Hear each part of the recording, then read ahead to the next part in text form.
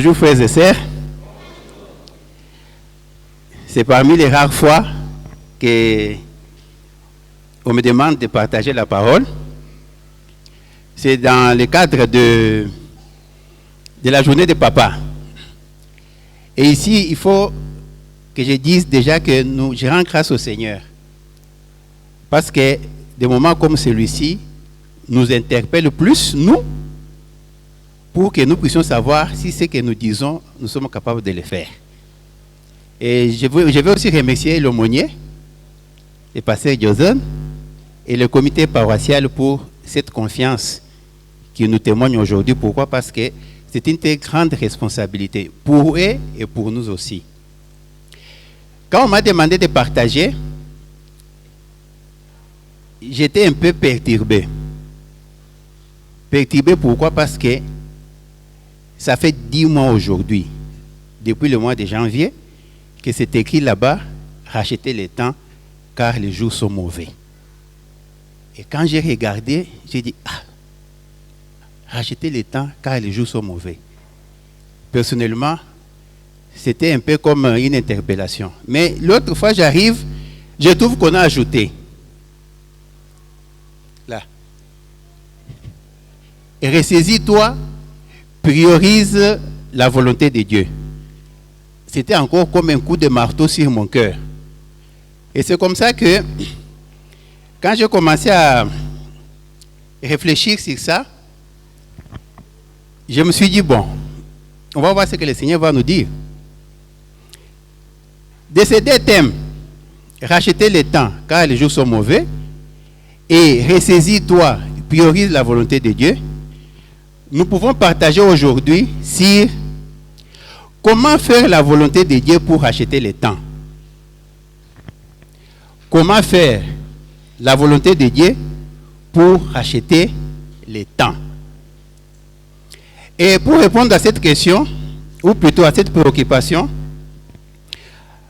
je vous propose une réflexion à 3 niveaux. Et ces 3 niveaux sont des questions.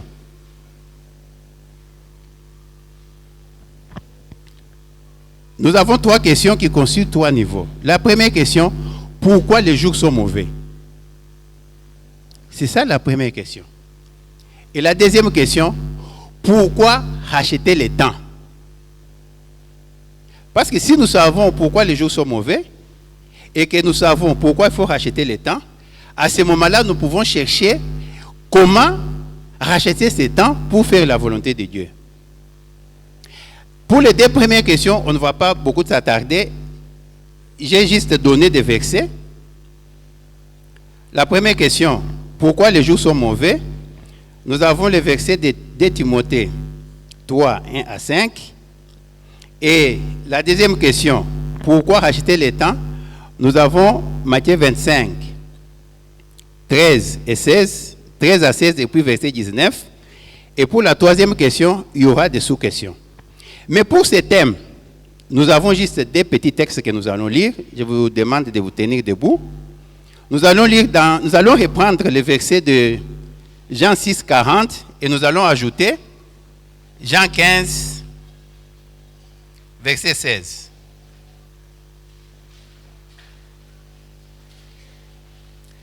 Alors, nous commençons par Jean 6, 40.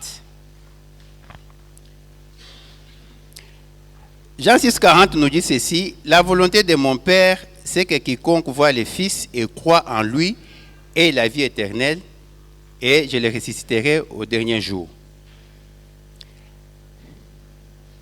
Jean 15, 16.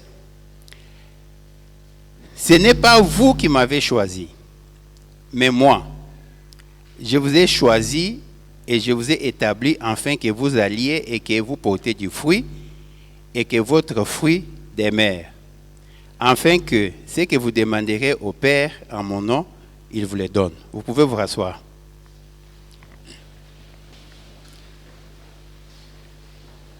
Comme je venais de le dire, que nous avons 3 niveaux selon les 3 questions.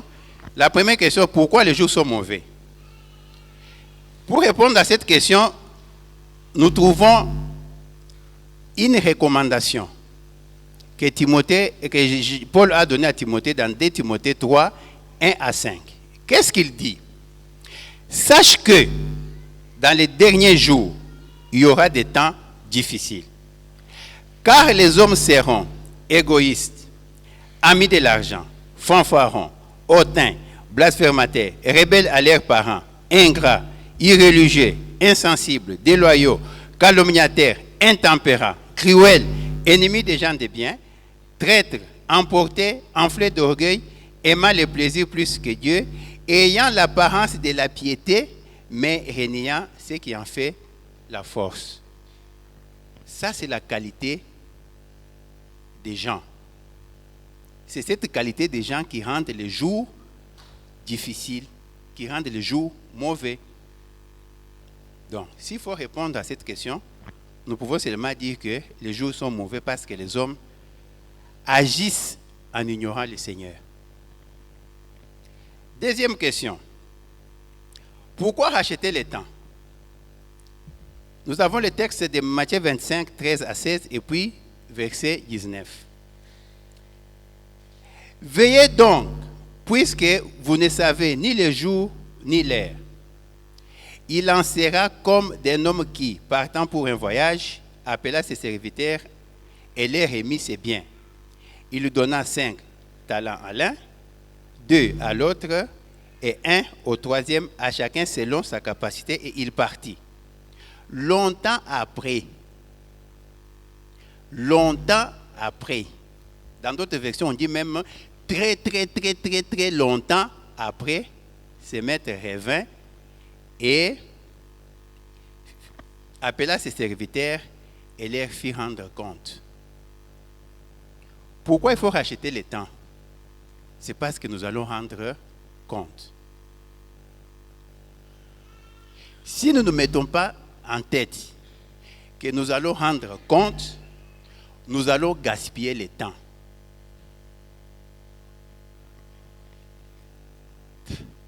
Troisième question. Comment faire la volonté de Dieu pour racheter le temps? Ici, nous aurons donc 3 petites choses que nous allons dire rapidement. La première des choses, pour faire la volonté de Dieu et racheter le temps, il faut savoir quelque chose de très important. Ça, c'est ce que, comme on peut dire, ce qu'il faut nécessairement savoir avant de chercher à faire la volonté de Dieu. Ce qu'il faut nécessairement savoir. Et ici, je vous propose juste 2 petits textes.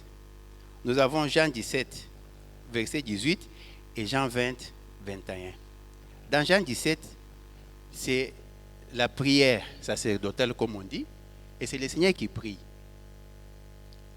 Il prie, il dit, « Comme tu m'as envoyé dans le monde, je les ai aussi envoyés dans le monde. » Nous n'avons pas de temps pour entrer en profondeur. Et quand il tourne maintenant dans Jean 20, 21, il dit ceci. « Comme le Père m'a envoyé dans le monde, moi aussi, je vous envoie dans le monde. » Quelle est la chose qu'il faut nécessairement savoir avant de chercher à faire la volonté de Dieu, avant de s'engager, avant, c'est que nous devons savoir que nous sommes les relais de Christ. Le fait de négliger le fait que nous soyons les relais de Christ va nous amener à ce que nous allons développer dans le deuxième point.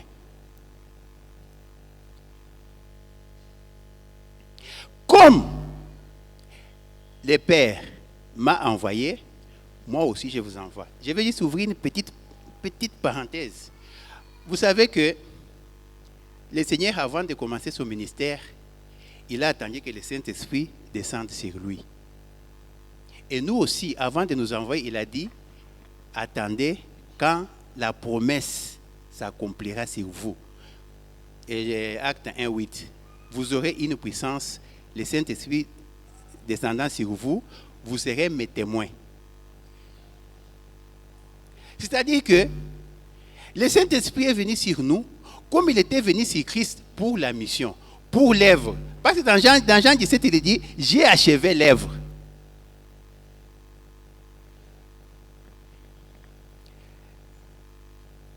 Donc nous pouvons dire ceci. Nous devons savoir que nous sommes les relais de Christ.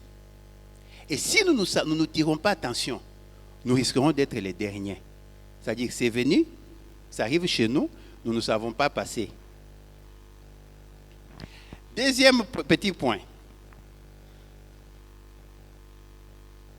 Pourquoi nous n'arrivons pas à faire la volonté de Dieu? Pourquoi nous n'arrivons pas à faire la volonté de Dieu? Il y a le texte qui m'a beaucoup intéressé, Matthieu 4, 5. Il faut lire tous les textes. Il est dit ceci. Le diable les transporta dans la ville sainte, les plaça sur le haut du temple. Bon, je vais poser quand même une question. Excusez-moi, je ne suis pas trop habitué à là-bas au-dessus. Quand on dit que le diable le transporta, il l'avait transporté comment? Ça, on parle de Jésus. Il l'avait transporté sur les épaules, sur le dos, ou bien il l'a tenu à la main pour l'amener sur la montagne, pour l'amener sur le temple. Il l'avait transporté comment? C'était sur le dos.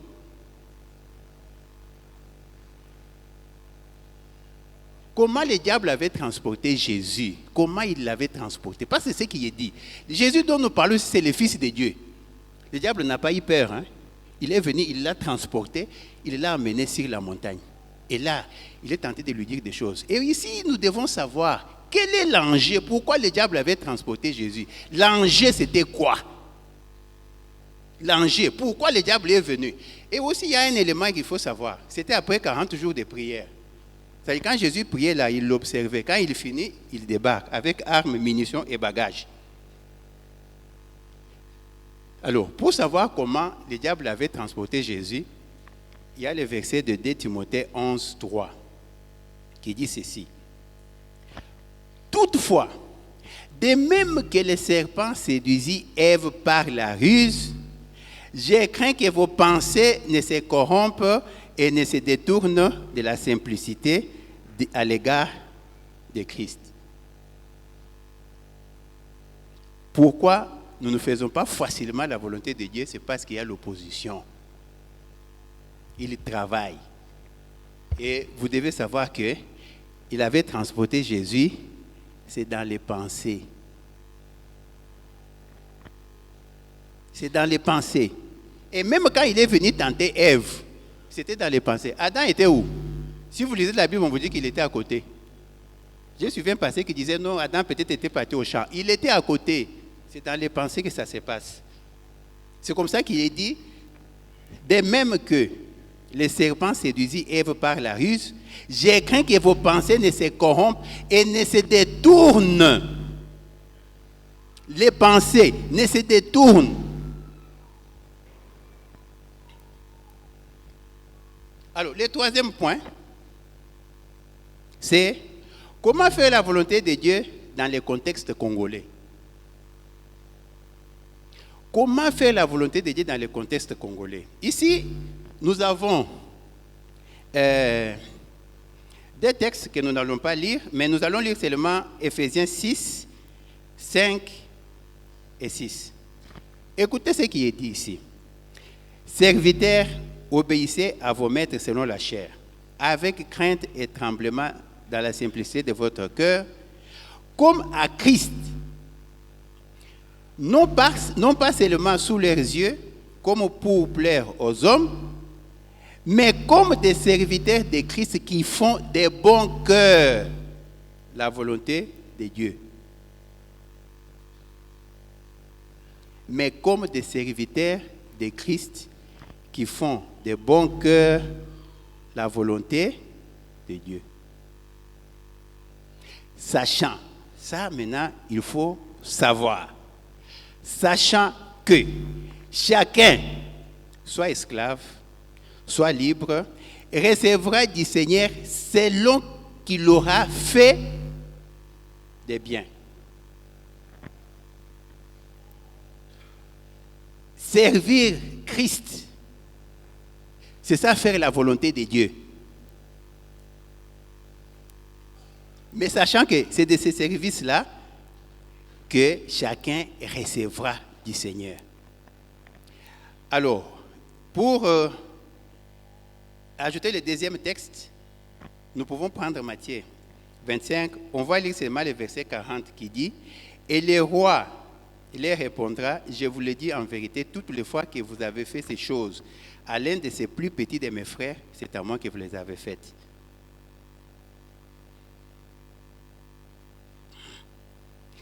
Comment faire la volonté de Dieu dans le contexte congolais? Dans le contexte congolais. Je vais prendre quelques exemples. Dans Matthieu 25, le Seigneur dit, le roi, à partir de 24, le fils reviendra, il se mettra. Maintenant, on l'appelle roi. C'est lui-même qui dit, il va séparer les uns d'avec les autres. À droite, il va mettre un groupe, à gauche, il va mettre un groupe. Il va dire à ceux de droite, venez, vous tous qui êtes bénis, car j'ai eu faim, vous m'avez donné à manger. J'ai eu soif, vous m'avez donné à boire. J'étais malade, vous m'avez visité. J'étais malade, vous êtes venu me voir. J'étais en prison, vous m'avez visité. Et puis il continue. Même les juifs lui demandent, quand est-ce qu'on t'a vu et que nous t'avons fait ces choses? Alors il dit, toutes les fois que vous avez fait ces choses à ces plus petits de mes frères, c'est à moi que vous l'avez fait. Pourquoi? Nous oublions toujours que dans Matthieu 28, le Seigneur a dit, je suis avec vous jusqu'à la fin des temps. Et je pose toujours la question aux gens, quand nous parlons ici, Jésus est où? Jésus est où? Maintenant, nous rentrons dans Jean 6, 40.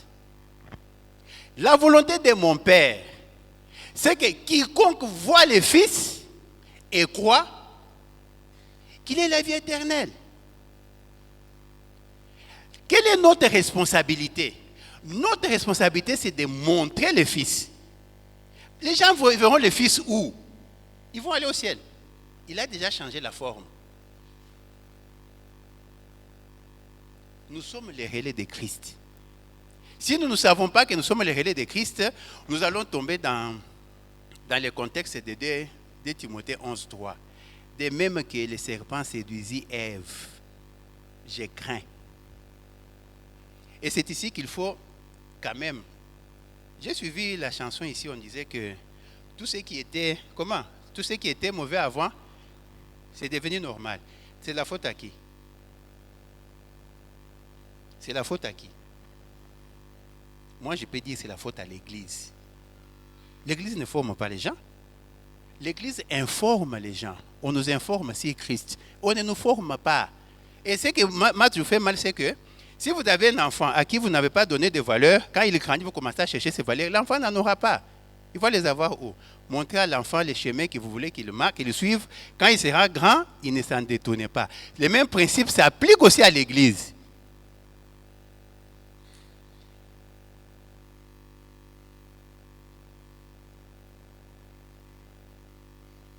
Prenons le contexte congolais. Vous êtes un chef au bureau. D'abord, vous venez en retard. Quand vous vous asseyez, on amène un dossier, on vous donne. Ce dossier ici, c'est pour quelqu'un qui est malade. Pour que vous puissiez signer, pour qu'on amène cette personne aux soins. Dès qu'on te donne le dossier, tu mets sur la table, le pasteur entre.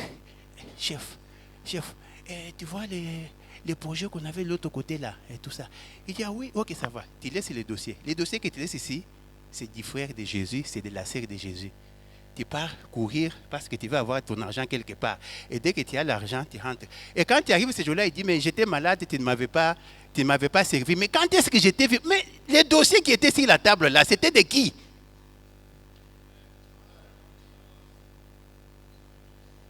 Tu arrives dans une banque, à 8h30, vous commencez à quelle heure? À 8h30, ok. Les gens viennent et puis on est assis, 8h30, 9h. Eh, maman, vous n'avez pas encore commencé? Oui, quand la mienne était. 9h30, 10h. Et quand vous regardez, au départ, ils étaient à 3 en train de causer. Ils arrivent à 10h, dès qu'ils disparaissent, il reste une. Et quand elle veut commencer à servir, il voit quelqu'un qui entre là-bas et il lui chuchote quelques mots. Ah, pouf, allez, il prend un papier, il lui donne. Et puis il ouvre comme ça. Il appelle quelqu'un qui venait d'arriver. Quelqu'un qui venait d'arriver. Alors qu'il a trouvé des gens qui ont fait 1 heure, qui sont là assis. Et puis, dimanche, il part à l'église. Comment on chante encore? Ah, Koumama, c'est ça. Hein? Nous avons un sérieux problème dans notre pays.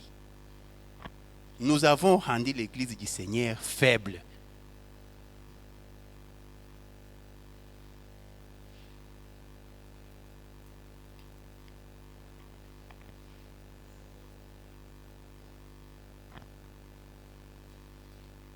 La Bible dit ceci. Enfants, obéissez à vos parents. C'est toujours dans Éphésiens. Enfants, obéissez à vos parents. Comment? Il faut aller lire.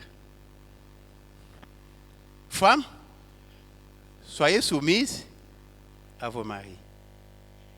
Maris, aimez vos femmes. Comme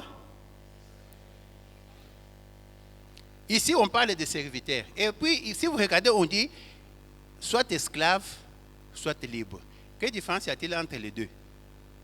Un esclave, c'est celui qui fait le travail qu'on l'impose.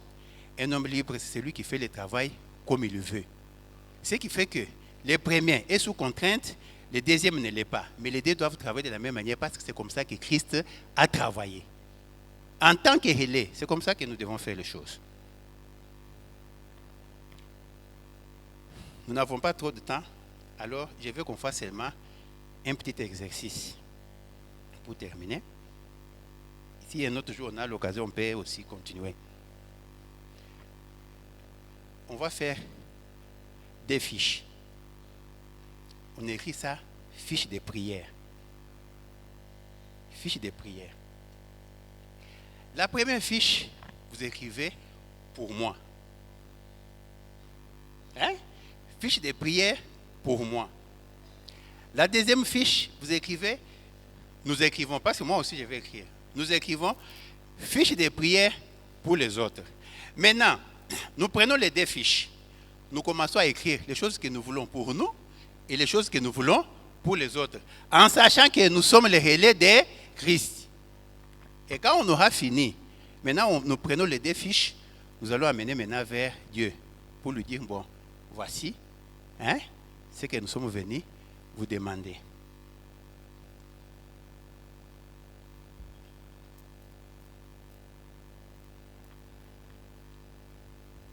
Il nous reste 2 minutes.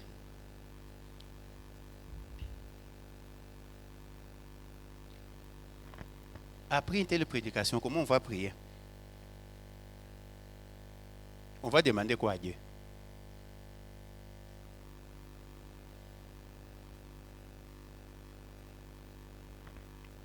Bon, je préfère qu'on s'entende, que nous disons, ici nous sommes ensemble.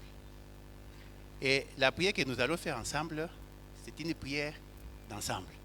S'il y a des prières particulières, chacun pourra les faire. Mais ici, nous sommes ensemble. Qu'est-ce que nous allons demander à Dieu, nous tous, d'un seul corps, d'un seul cœur? Qu'est-ce que nous allons demander à Dieu? Prenons Jean verset 4.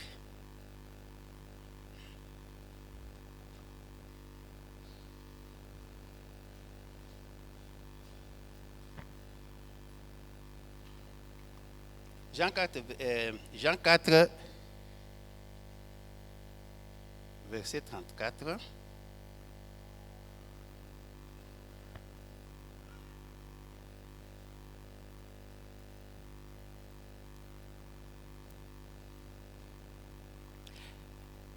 Nous commençons à 34 jusqu'à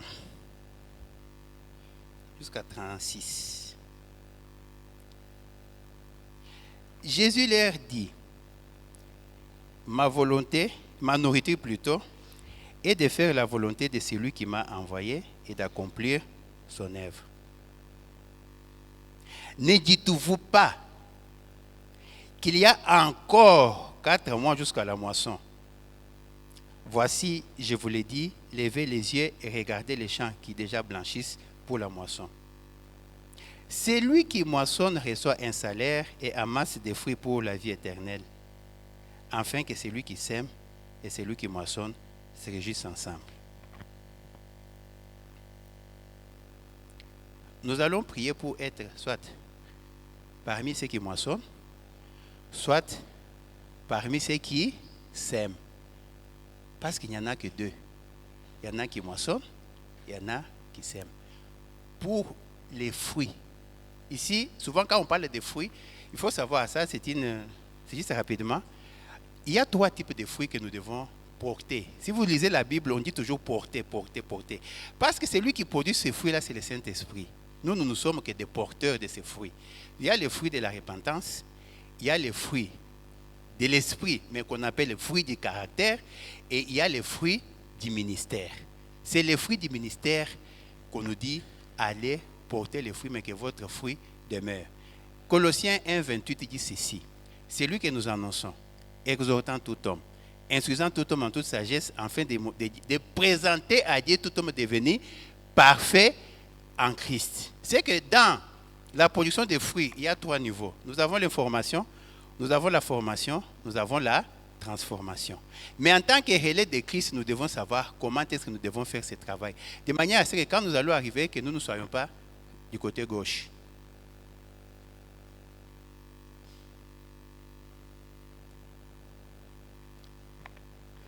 Nous allons prier. Je crois que la liste, on ira faire ça. Mais nous devons savoir que c'est vraiment très, très, très, très important. L'église congolaise a de sérieux problèmes. Regardez quand nous allons sur les routes. Hein? Regardez seulement la manière qu'il y a sur les routes là. Quand vous regardez, vous pouvez dire que ceux qui sont volants là sont les enfants de Dieu.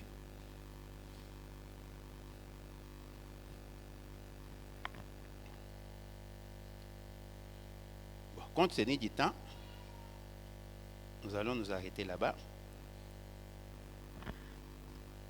Nous allons prier. Alors, Jean 15, 5. Jean 15, 5 dit, je suis qui? C'est Jésus qui parle. Qui connaît ce verset-là?